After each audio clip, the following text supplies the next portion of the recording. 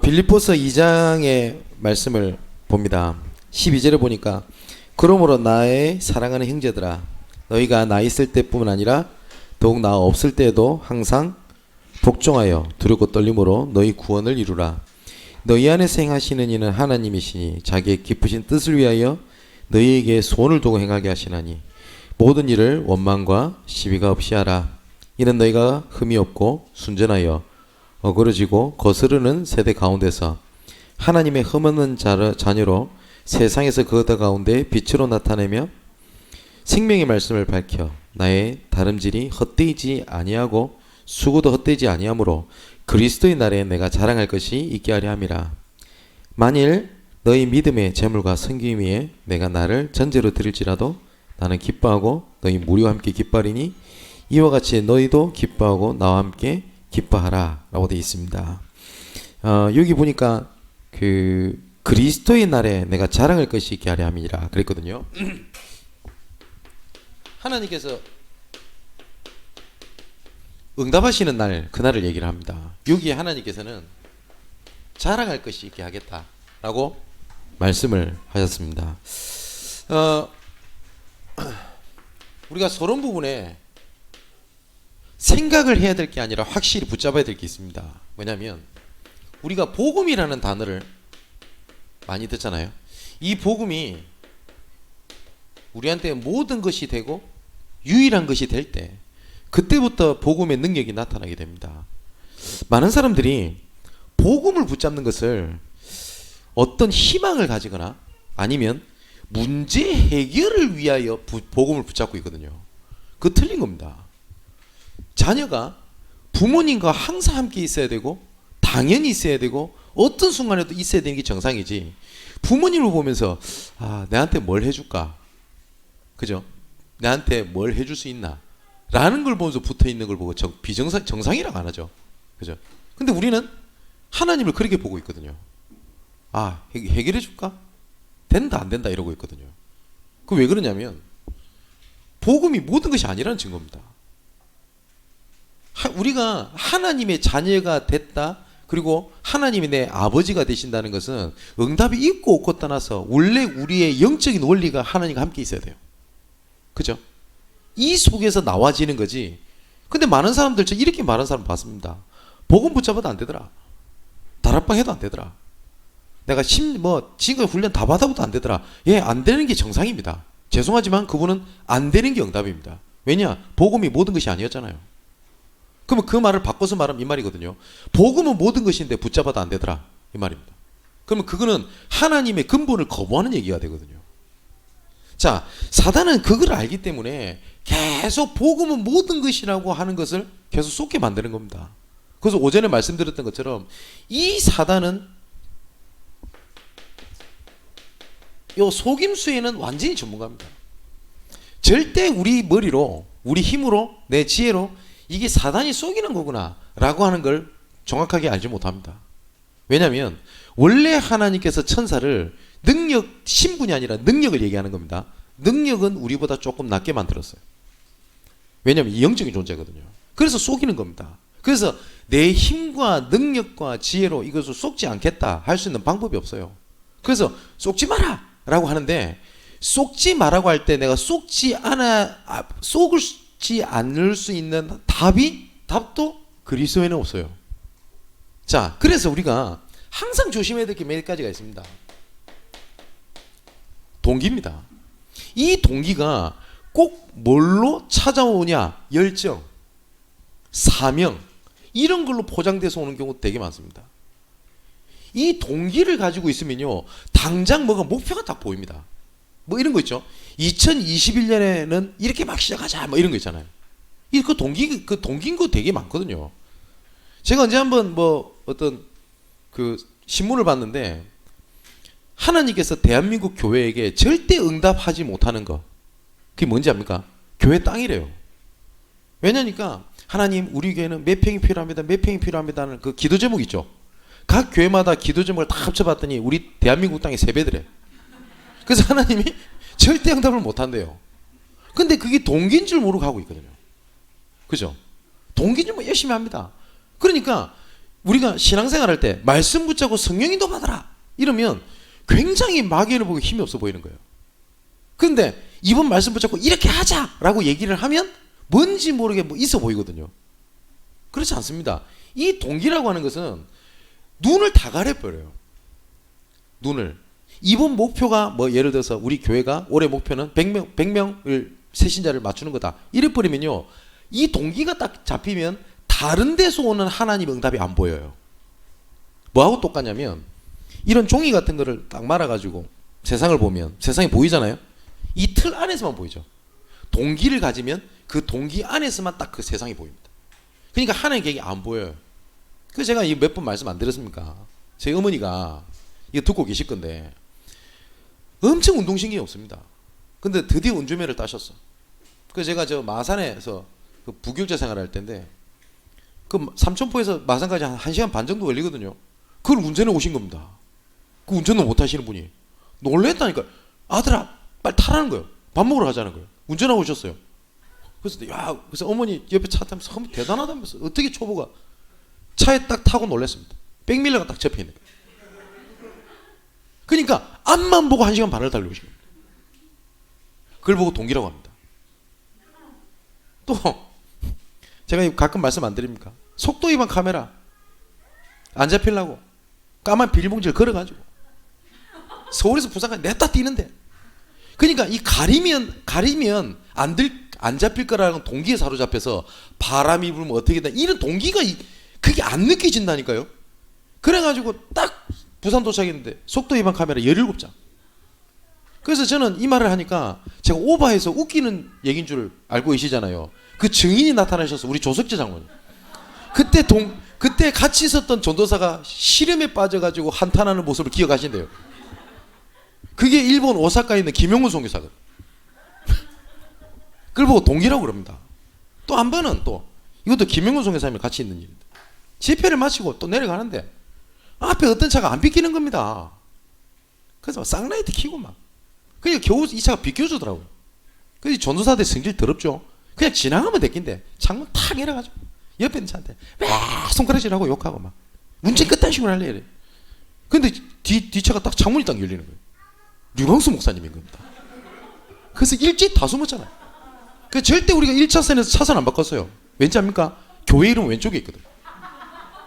그러니까 평상시에 이게 류 목사님 차다는 거 아는데 빨리 가야 된다는 동기에 사로잡히니까 눈이 다 가려져 버리는 겁니다. 이해되시죠? 동기 잊어버리시면 안 돼요. 이제 이 동기를 잡히면 눈이 가려져요. 예레미야 33장 3절에 네가 알지 못하는 크고 비밀한 일 내게 보이겠다 라고 하는 넓고 큰 비밀이 안 보입니다. 자, 이 동기를 가지고 있으면 안 된단 말이에요. 내 동기대로. 왜냐 하나님은 내 동기를 채우시는 분이 아니지 않습니까? 여기서 잡히는 게 뭐냐? 불신앙입니다. 요 불신앙에서 사단이 딱 건드리는 게 있습니다. 타협을 딱 하게 만듭니다. 이쯤 되면 됐다. 그리고 이 정도 했잖아. 이 정도면 하나님 아실 거야. 그겁니다. 자, 이 동기와 불신앙이 딱 잡히면 세 번째로 딱 나타나는 게 있습니다. 동기와 불신앙의 마지막 결정체. 인본주의를 따랐습니다. 그러니까 다른 사람이 봤을 때는 열심, 다른 사람이 봤을 때는 헌신, 다른 사람 할 때는 노력으로 보이는데 하나님 보실 때 인본주의예요. 근데 이 말은 아무것도 하지 말란 말이냐? 그 말을 하는 게 아닙니다. 맞죠? 하나님의 방법을 가지고 우리가 헌신을 하고 움직이는 거지 세상의 것, 세상의 방법 가지고 움직이는 게 아니거든요. 근데 참 재밌는 게요. 동기, 불신앙, 인본주의 하는 사람이 내가 동기가 많구나. 내가 불신앙을 많이 하구나. 내가 인본주의를 쓰구나. 모릅니다. 자기는 동기 없고 자기는 불신앙 안 하고 본인은 인본주의를 안 쓰는 줄 알아요. 근데 참 재밌죠. 옆에 있는 사람 다 알아요. 저 사람 동기 많다. 불신앙한다. 인본주의 쓰는 거 아는데 본인은 몰라. 자, 또 복 받아야 되겠다. 라고 기복주의. 나중에는 결국 어떻게 되지 합니까? 교회가 세상하고 똑같이 됩니다. 세속주의입니다. 오늘 12절에 이렇게 돼 있죠. 너희 구원을 이루라 라고 돼 있거든요. 아니, 구원은 이루어진 거 아닙니까? 그러면 여기에 보니까 구원을 이루라라고 하나님께서 말씀을 하셨는데 이미 구원은 우리에게 성취된 거 아닙니까? 그래서 제가 매번 말씀드리잖아요. 이 구원을 두 가지로 보셔야 된다니까요. 한 가지가 안 돼서 구원 못 받았다는 뜻은 절대 아닙니다. 구원을 향한 이해가 뭐냐면 나를 위하여 그리스도께서 오셨습니다. 나를 위하여 그리스도께서 오셔가지고 누가 이 일을 해결하셨냐? 오전에 말씀드렸던 대로 원래 이 창세기 1장 27절 28절에 정복의 우리가 신분이었는데 창세기 3장으로 이게 깨졌단 말이에요. 이게 무너져 버린 겁니다. 근데 요한복음 1장 1절 14절 보니까 말씀이 육신이 되어 우리 가운데 거하셔서 정복의 신분을 재창조하셨어요. 그게 그리스도를 통해서 얘기한 겁니다. 그 그리스도를 통하여 하나님께서 나를 구원하신 겁니다. 그게 첫 번째고요. 두 번째는 나를 통하여 이루실 구원 계획이 있습니다. 분명히 하나님께서는 나를 향한 계획을 갖고 계십니다. 그래서 오늘 우리가 찬양 들었잖아요. 세상이 필요한 사람이 이랬죠. 근데 생각 외로 내가 어쩌다 보니 그 일에 가 있고 내가 어쩌다 보니 이 사람을 만났고 어쩌다 보니 내 이 일이 일어났고 내가 잘못해서 이 일이 일어났고 저 사람이 잘못해서 이 일이 일어났고 라고 생각하거든요. 불신자 생각보다 못해요. 불신자도 뭐라는지 압니까? 옷깃만 스쳐도 인연일 안 합니까? 그죠? 그런데 믿는 사람이 내가 성령도 못 받아가 내가 저런 사람 만나 이랍니다. 불신자도 안 하는 생각, 그 수준 이하의 생각을 하는 거예요. 하나님께서는 모든 것이 하나님의 절대 주권 속에서 이루어집니다. 하나님의 절대 주권이 아닌 것에서 아닌 것에서 바깥에서 일어나는 것은 세상에 아무것도 없어요. 예수님께서 이런 말씀하셨습니다. 하늘에 나는 새도 들풀에 나는 꽃도 하나님의 계획이 아니면 하늘에서 떨어지거나 시들지 아니한다 그랬습니다.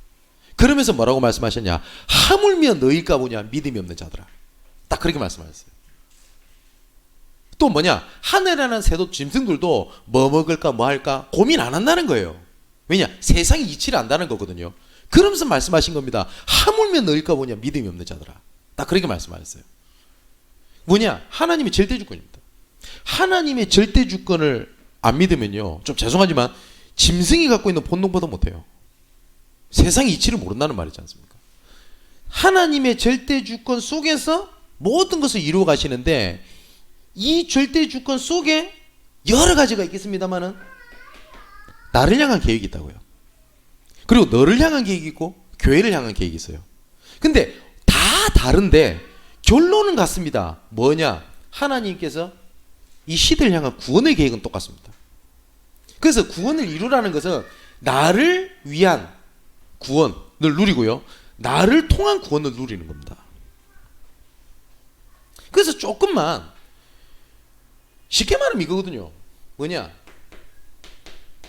우리가 말하는 문제, 이 문제를 거의 진짜 하나님 앞에 진실되게 보면 이 문제 아닌 것이 거의 90% 이상입니다. 문제 아닌 걸 다 문제라고 보고 있어요, 나는. 아니, 진짜 목사님 문제 아닙니까? 진짜 문제 맞나요? 아닙니다. 청소년 시기 때 애들이 막 감정적으로 좀 격해지고 어느 날 좋았다가 싫었다가 그 사춘기 때 호르몬 변화 때문에 당연한 거예요. 근데 어떤 분들은 이거를 굉장히 예민하게 반응합니다. 애가 막 영적으로 문제 있는 것처럼. 놔두면 돼요, 그냥. 좀 달래주고. 사춘기 때 안 그런 게 문제예요. 오히려 그 시기에 그걸 문제로 삼아버리면 진짜 문제입니다. 맞지요? 근데 우리 애가 말씀을 못 듣는다. 이게 문제를 안 삼아요. 우리 애가 진짜 얘가 문제 가운데 넘어져 있는데 얘가 그래도 말씀 들으려고 한다. 그럼 그게 답이거든요. 그걸 응답이라 생각 안 하고 뭐라는지 압니까? 말씀 듣는다 됩니까? 이랍니다. 문제를 그 아이도 잘못 보고 있거든요. 그러니까 문제를 잘못 보고 있으니까 그리스도가 해답이라는 것이 나한테 해답이 안 되는 거예요. 그래서 무슨 말을 들어도 나한테 응답이 안 되는 겁니다. 왜냐? 문제를 잘못 보고 있으니까. 문제를 잘못 보면요, 답을 잘못 쓰게 돼 있어요. 그렇지 않습니까? 우리가 학교에서 시험 쳐봤지요. 이 문제를 출제 의도를 잘못 쓰면 어떻게 됩니까? 다 틀리는 겁니다. 아무리 정확한 답을 써도 문제에 대한 답이 아니면 틀린 거잖아요. 우리 신학교 때 시험 치다가 모르겠거든. 그냥 무조건 답을 그리스도로가 썼습니다. 모든 문제의 해답 이래가지고. 그래도 교수님은 틀렸다 하더라고요. 그때 느낀 겁니다. 아, 이 문제 출제 의도가 아니구나. 아시겠죠? 내가 문제를 잘못 보면 해답도 잘못 붙잡아야 돼요. 그런데 이것을, 진짜 문제는 내가 문제를 문제로 보고 있고, 문제가 아닌 거에 내가 붙잡히는 내가 문제인데, 이 앞에 보이는 문제 아닌 거, 그게 문제라고 딱 보는 거예요. 아니거든요. 내 자녀를 볼 때 내 자녀가 내 자녀 이전에 렘넌트구나, 하나님께서 내 자녀를 통해서는 절대 계획을 갖고 있구나 라는 믿음이 없는 것은 문제라 생각 안 하고 내 자녀가 조금 빗나갈 것 같거든요. 그게 그렇게 나한테 문제로 다가오는 거예요. 그거 문제 아닙니까? 그죠? 제가 그렇게 나쁜 짓 하고 돌아다녔는데, 어릴 때. 그래서 가끔 우리 청년들이 묻더라고요. 도대체 무슨 나쁜 짓을 했길래 그렇게 목사 이프리처럼 나쁜 짓 했냐고 하는데, 그 얘기 잘 안 합니다. 심각한 얘기는. 왜냐하면 시험 들까봐. 그래서 보통 10기면까지 있다는데 저는 11기면까지 있어요. 제 11은 절대 들키지 마라. 들키면 안 돼요. 시험 다 들을 뽑겠는데. 그런데 제 어머니가 제 어머니 참 귀하다는 생각이 드는 게, 항상 했던 말이 있어요. 너는 내 아들이기 전에 하나님 자녀다. 그래서 모든 사람들은 너를 욕을 해도 나는 네 속에 계신 하나님을 믿는다. 그래서 나는 너를 믿는다. 그때 그걸 꼭 기억해라. 분명히 제가 나쁘지 않은 거 알아요, 어머니. 근데 어머니 항상 했던 말이 뭐냐? 나는 네 속에 계신 하나님 믿기 때문에 나는 너를 믿는다. 그래서 저를 그렇게 다그치거나 이런 게 없었어요. 그렇기 때문에 다그치 않았으니까 아이고 맞다 된 것 같죠. 그게 그렇게 마음에 걸렸어요. 오히려 막 네가 어떻게 그래 했냐 이러면 덤벼버릴 건데, 그게 마음에 그리 걸리는 겁니다. 그래서 제 마음속에 계속 마음속에 담겼던 게 뭐냐? 아, 하나님이 내 마음속에 계시는구나. 하나님이 나와 함께 계시는구나. 제가 그렇게 방황하고 무너지면서도 어머니가 해주셨던 그 말을 한 번도 흘림이 없었어요. 어떤 분들은 내가 다락방에 와가지고 내 마음속에 예수님이 함께 계시는 것이 그게 깨달았다 이렇게 말하시는 분이 계시는데, 저는 그렇지 않았어요. 저는 그전부터 그건 갖고 있었어요. 하나님 나 함께 계신다는 거. 그럼 진짜 문제가 뭡니까? 내가 내 자녀의 문제, 경제 문제 보면서 문제 아닌 것을 붙잡고 있다는 그것은 문제라 생각 안 하잖아요. 그죠? 오전에 말씀드렸지 않습니까? 이 사단이 건드리는 게 뭔데요? 문제를 가져다 주면 그리스도를 놓치기 때문에 문제를 가져다 주는 겁니다. 혹시 여기 계신 분 중에서 나는 언약이 확실하지 않고 나는 말씀 제대로 안 붙잡고 있는데 이상하게 돈이 잘 벌리고 이상하게 일이 잘 풀리고 있다. 그 응답 아닙니다. 긴장하셔야 돼요. 그걸로 사단이 분명히 건드릴 게 확실하거든. 무슨 말인지 이해되시죠? 자, 오늘 하나님께서 너희 구원을 이루라 라고 하는데, 그럼 이루어야 될 거 아닙니까? 근데 하나님께서 이렇게 말씀하십니다. 너희 안에서 행하시는 하나님이시니 자기의 기쁘신 뜻을 위하여 너희에게 손을 두고 행하게 하신다고 되어 있거든요.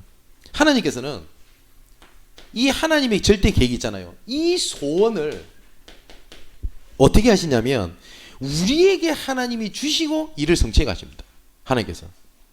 그래서 우리 렘넌트들이 미래에 내가 뭐 할 거냐, 아니면 내가 뭘 해야 되냐 라는 고민을 하되 너무 그게 붙잡힐 필요는 없습니다. 하나님께서 이 소원을 두고 일을 진행해 가시는데, 이게 하나님의 계획이 맞냐 아니냐는 것을 어떻게 알 수 있냐? 14절에 나와요. 모든 일을 원망과 시비가 없게 하라 라고 되어 있거든요. 하나님께서 물 흐르듯이 자연스럽게 이끌어 가시는 계획들이 있습니다. 그게 하나님 성령도 하나님 계획이 맞아요. 맞죠? 여기서 뭘 찾을 수 있냐?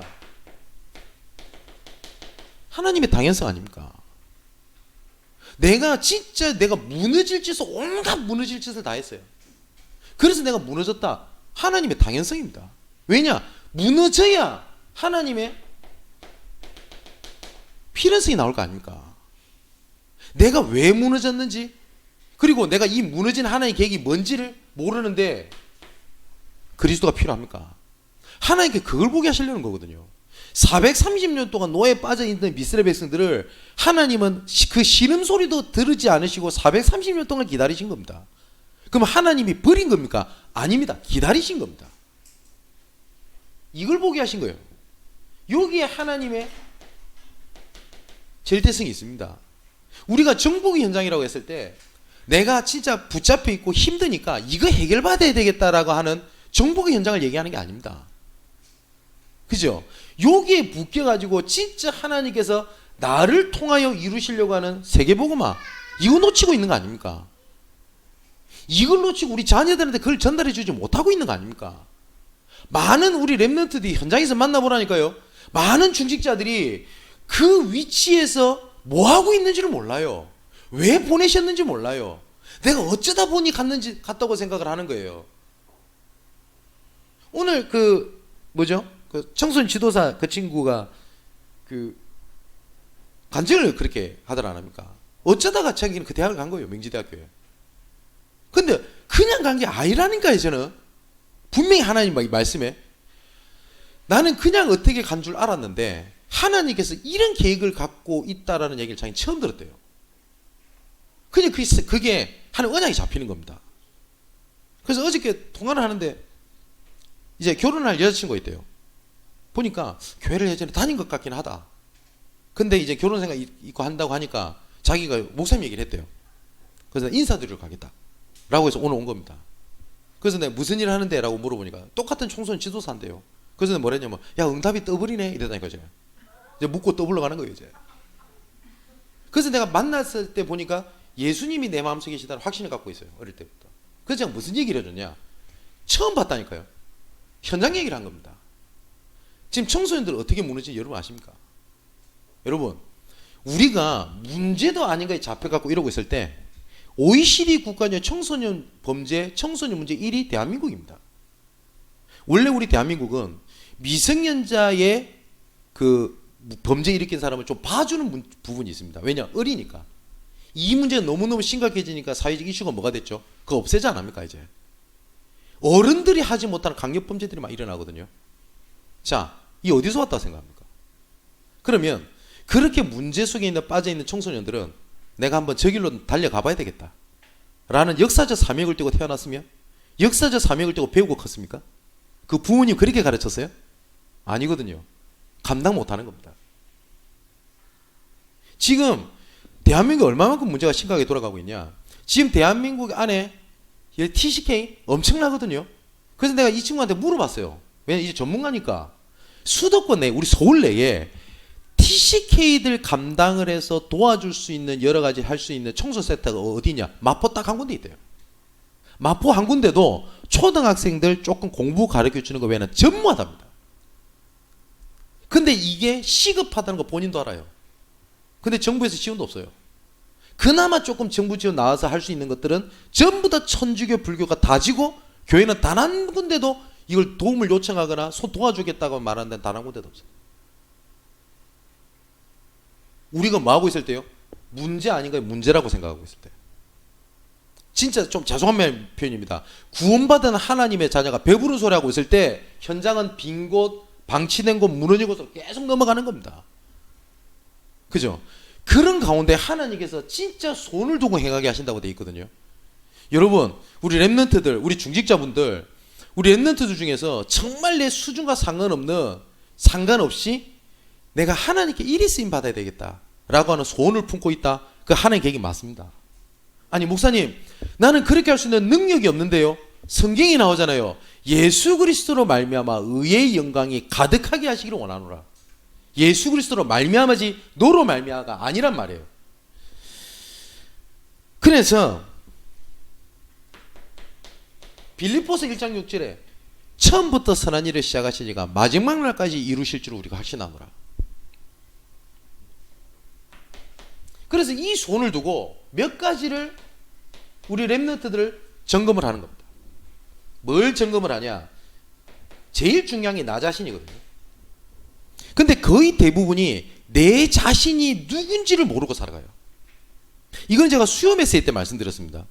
우리 대한민국은 포장하고 사는 게 굉장히 익숙해요. 그게 우리나라 문화예요. 잘하는 걸 잘한다라고 말하면 안 돼요. 교만하다는 소리 들을까봐. PR 시대라고 하는데 내 자신을 PR을 할 수 있는 젊은이들 전 거의 못 봤어요. 뭐라고 하는지 압니까? 야, 너 좀 변한 것 같다. 네가 이런 부분은 정말 장점인 것 같다라고 얘기를 하면 스스로 거부를 해요. 나 아니요? 나는 그런 사람 아니에요. 이게 미덕인 줄 알아요. 그러다 보니까 내가 누군지를 몰라요. 이게 어느 정도가 포장되어 있냐? 나 힘들어 죽겠는데 포장하고 살아요. 나중에는 내가 뭐 때문에 힘든지를 몰라요. 하나님이 나를 어떻게 불렀는지를 몰라요. 하나님께서 구원하신 난데 이게 몰라요. 그러다 보니까 어느 정도까지 내 자존감이 다 무너져 버리냐? 너는 하나님의 자녀다. 이 말을 해줄 수 있는 사람이 없어요. 이 말을 해줄 수 있는 중직자가 없어요. 이번에 어떤 랩런트가 저한테 이런 포럼을 얘기를 하더라고요. 내가 내 인생을 포기를 했대요. 근데 하나님의 자녀라고 하는 단어가 자기한테 그렇게 은혜로 다가온 걸 자기 처음 느꼈대요. 제가 이 얘기를 해줬거든요. 나는 뭐도 안 되고 뭐도 안 되고. 그건 다 소수로잖아 앞에. 하나님은 하나님의 자녀란 네 신분을 보지 소수를 보지 않는다. 네 부모님이 몸 아픈 딸 할 때 몸 아프다는 말도 맞고 네 딸도 맞다. 그러면은 뭐가 더 강하겠냐? 딸이 더 강한 거예요. 맞죠? 사고 친 아들, 사고 친 것도 맞아요. 근데 아버지 입장에서는 아들이 더 커요. 맞죠? 여기 이 친구 힘을 좀 얻은 겁니다. 근데 자기 친구 중에 체육 쪽에 운동 쪽에 국가대표까지 나가고 매스컴에다 나왔던 친구예요. 근데 이 친구가 크게 부상을 입게 된 겁니다. 아무 일 할 게 없는 거예요. 그래서 이 친구가 2년 3년을 술, 담배 모든 게 빠져서 살아요. 근데 자기가 친한 친구래요. 근데 이 친구가 은혜를 받고 보니까 이 친구 하는 말입니다. 하나님이 주신 은혜가 보이니까 그 친구 문제가 아니라는 게 보이더래요. 얘가 다른 사람 다 그러더래요. 촉망받던 국가대표인데 몸이 안 좋아서 안타깝다 하는데 자기는 그게 문제가 아니라는 게 느껴지더래요. 그래서 이 친구한테 자기가 포럼을 한 겁니다. 나도 내 인생을 포기했었다고. 쭉 얘기했더니 이 친구가 똑같은 얘기를 하더래요. 나는 내가 신앙생활하고 교회를 다니면서 하나님의 자녀라는 단어에 이렇게 내가 감격해 본 적이 없다고.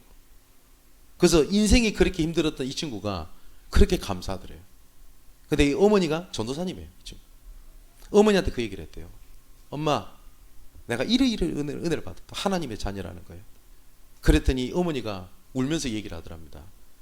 내가 교회 전도사인데 내가 내 문제에 빠져가지고 가장 근본적인 응답이 네가 하나님의 자녀인데 하나님의 자녀라는 말이 아니라 넌 이래서 안 되고 저래서 안 되고 이것 때문에 안 되고 저것 때문에 안 되고 너는 말씀 안 들어서 안 되고 그 얘기를 해서 내가 너무나 죄송하다 얘기를 하지. 여러분 진짜 문제가 뭡니까? 그럼 내 자녀가 몸이 아파가지고 무너진 것 같습니까? 그럼 몸 회복하면 복음도 필요 없겠네요. 아니잖아요. 자, 그래서 우리 렘넌트들 뭘 점검하는 거냐? 하나님이 구원하신 납니다. 나는 부족한 게 아니에요. 하나님께서 나에게 달란트로 주신 나의 것이고요. 지금 현실이 어쩌다 보니 이렇게 돼 있고 부모님이 잘못해서 이런 게 아니라 하나님께서 보내신 현장입니다. 아니 목사님 정말 그렇게 생각하십니까? 확실합니다. 성경에 그렇게 돼 있어요. 하나님께서는 절대 실수하지 않으시는 분입니다. 자, 이걸 가지고 지금부터 어떻게 그러면 그리스도의 날까지 우리 인도받겠냐 할 때 딱 세 가지를 확인을 해야 돼요. 뭘 확인하는 거냐? 아까 똑같이 썼습니다. 하나님의 당연성. 당연히 해야 될 게 있어요. 여러분, 우리 랩런트들은 기억하시죠? 중간에 학업을 포기한 친구도 있습니다. 아마 아실 거 아닙니까? 저는 무조건 공부시킵니다. 그 말은 적어도 중고등학교 나와야지 뭐 사람 구실을 하고 살 거 아니냐. 저 그런 수준 낮은 얘기를 갖고 시키는 거 아닙니다. 중간에 내가 뭘 포기했다라고 하는 부분들 있잖아요. 이 두 가지 의미가 있어요. 첫 번째는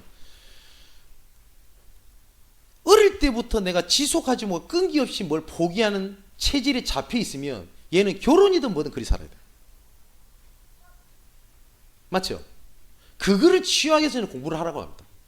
두 번째, 그 시대 때 어떻게 보면 당연하지만 제일 크고 필요하고 모든 사람이 같이 공유할 때 현장이 학업이거든요. 그러면 그 시대 때 랩런트 동일한 것 속에 응답을 내가 놓치고 들어간다는 말이기 때문에 하라고 전 얘기를 해요. 이걸 보고 하나님의 당연성입니다. 제가 또 그 얘기 해주거든요. 결혼하는 우리 청년들 있다. 부부싸움 한번 막 부부싸움 한 번 하면 세상이 끝난 것처럼 보여. 한두 번 했다고 막 거의 뭐 이혼 직전이라. 어쩌면 부부 사이가 부딪혔다. 지극히 당연성. 일평생 따로 살았는데 잘 맞다? 그럼 어찌 보면 위험합니다. 그거 너무 잘 맞아. 아나니아 삽비라 될 수 있어요. 너무 잘 맞으면 어찌면 다행이라. 그러면서 맞춰가고 양보할 거, 그리고 부딪히면서 이 사람의 배경을 알 수 있고 당연성. 이 속에서 응답을 못 보면 하나님의 필연성이 안 보여요. 우리 교회는 왜 그렇지? 우리 교회는 이것밖에 안 되나? 그죠? 그런데 하나님께서 우리 교회를 향한 이 상황에서 하나님의 계획이 있단 말이에요. 그러면 지금까지 주신 그 당연성을 보면 하나님의 필연성이 보입니다. 제가 부교육자 때 교회가 엉망이에요. 아니 말로. 이것도 안 되고 저것도 안 돼 있고. 근데 어떤 생각이 드냐? 안 돼 있다 보니까 손볼 데가 너무 많아. 뭘 해야 될지 모르겠더라고요. 그래서 저는 전도사니까 전도사 때 당연히 해야 될 게 몇 가지가 있거든요. 뭐냐? 교육부 담당. 그죠?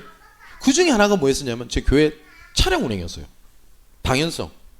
이거는 뭐 전도사가 기사는 아닙니다만 전도사는 당연히 모든 거 해봐야 될 거 아닙니까? 근데 내가 전도사인데 내가 이거 운전하고 있어야 되냐? 이러면 제 끝난 겁니다. 운전을 하면서 하는 계획을 보다 보니 외곽 지역에 있는 성도들이 눈에 보여요. 많이 어렵더라고요. 보니까 이 사람이 말씀에 관심 없는 게 아니라 말씀을 붙잡을 만큼 영적으로 황폐되어 있어요. 분명히 예배 끝나고 제가 차량 운행하는 건데 방금 들었던 하나님의 말씀 하나도 기억 못해요. 그렇구나. 그래서 뭘 했냐? 노트북을 두고 앉은 겁니다. 예배 시간에. 그래서 그냥 좀 정리를 했어요. 말씀을. 그러고 난 다음에 차량 운행하면 입은 있을 거 아닙니까? 눈이랑 운전대를 잡고 있어도. 그러면서 오늘 내가 정리했다면서 제가 은혜 받은 거 간증을 한 겁니다. 그래서 제가 수도권 외곽 지역에 있는 데를 나중에 지교를 들어갔단 말이에요. 그때 당시에 제가 일주일에 6군데. 뭐 전도할 데 없다. 거짓말하지 마세요. 교회 살릴 거 없다. 거짓말하지 마세요. 이겁니다. 당연성. 그러면 하나님께서 이런 상황을 왜 불렀다는 게 다 보입니다. 그걸 보고 하나님의 필연성. 여기에 하나님의 절대적인 응답이 옵니다. 하나님의 절대성이라고 얘기해요. 자, 이걸 놓고 네 번째. 이제 확인을 했으니까 그러면 내가 움직여야 될 거 아닙니까? 그 하나님의 시간표가 있을 거예요. 그 시간표를 어떻게 하는 거냐? 최고, 최선, 최적의 시간표 세 가지를 보는 거예요. 이 세 개 중에 하나로도 없으면 하는 게 아니라고 보면 돼요. 쉽게 말하면 이겁니다. 저 사람은 사람도 참 괜찮고 인간적인 부분도 되고 실력도 있고 근데 복음을 잘 몰라. 이해되시죠? 저 사람 복음도 확실하고 실력도 괜찮은데 설쳐. 그러면 최적의 시간표 없는 거죠. 쟤는 랩런트고 사람도 괜찮은데 게을러. 현실에 묶여있어. 최선의 시간표 없는 거예요. 다윗은 하나님께서 왕으로 부르셨다는 사실을 알았습니다. 근데 현실은 뭐죠? 목동입니다. 목동으로서 왕을 얼만큼 준비할 수 있을까요? 준비할 수 있는 거 없어요, 거의. 근데 다윗이 곳곳에 시편에 보면 고백했던 걸 보면 여호와는 나의 목자라는 고백을 많이 하거든요. 목자와 양 관계를 진짜 잘 알게 되겠죠. 그러면 양이 진짜 얼마나 목자를 의지하는 걸 알거든요. 다윗이 일평생 왕으로 있었을 때 목자와 양의 관계에 대한 응답이 왕에 대한 응답이랑도 정확하게 연결이 돼 있었어요. 그래서 믿음은 가장 높은데 현실은 가장 낮은 데서 응답을 찾아내는 겁니다. 나는 지금부터 대통령 준비하겠다 해가지고 지금부터 인터넷 뉴스 뒤져가면서 대통령 욕하고 이러면 안 돼요. 실력 준비해야 되지.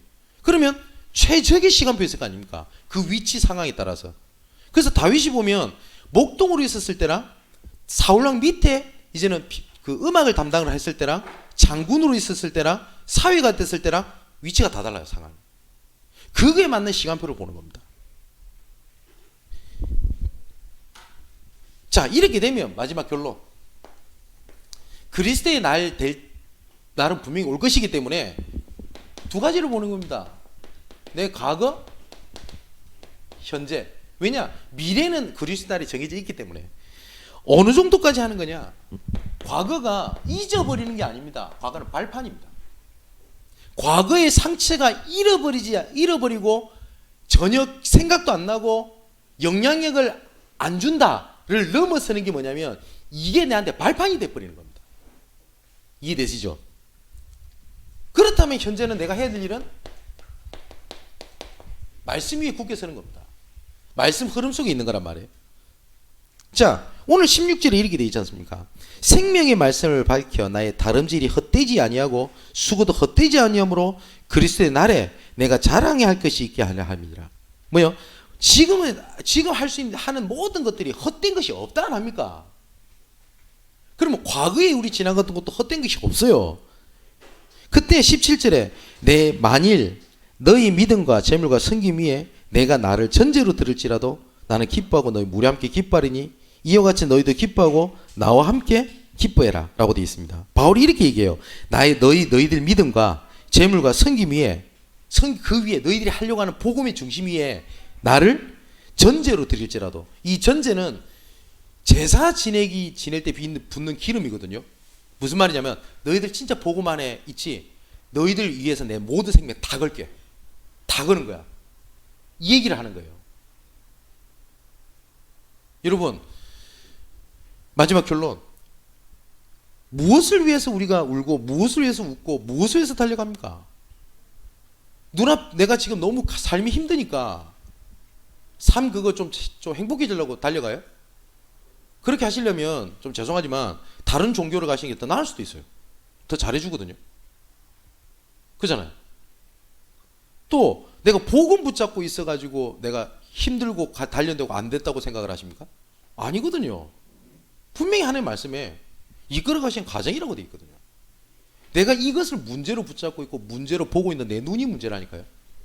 그리고 분명히 그리스도의 날에 자랑할 것이 있게 한다고 되어 있습니다. 그래서 오늘 한번 집에 가서 잘 보셔야 돼요.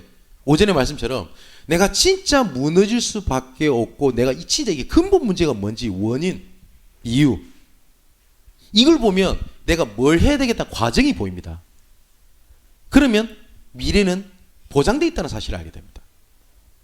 내가 믿어야지가 아니라 내가 진짜 무너진 게 진짜 문제가 맞다면 그렇게 보는 게 맞아요. 두 번째, 그게 된 답이 없다. 내가 문제가 아니란 말이에요. 내가 문제로 보고 있을 뿐이에요. 그죠? 그러면 일평생 답이 없어요.